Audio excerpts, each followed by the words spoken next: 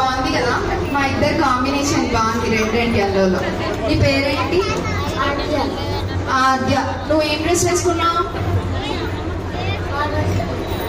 పార్వతీదేవి కూడా వచ్చిందండి. మనకి ఇందాక బుల్లి శివుడు వచ్చాడు కదా, వెళ్ళాడా?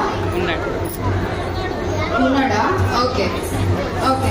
నువ్వు ఎక్కడ ఉంటావు? కైలాసంలోనే ఉంటదంట. ఓకే, నేను మీ అందరితో చాలా జాగ్రత్తగా ఉంటాను. ఓకే దమ్మా, ఒకసారి రా.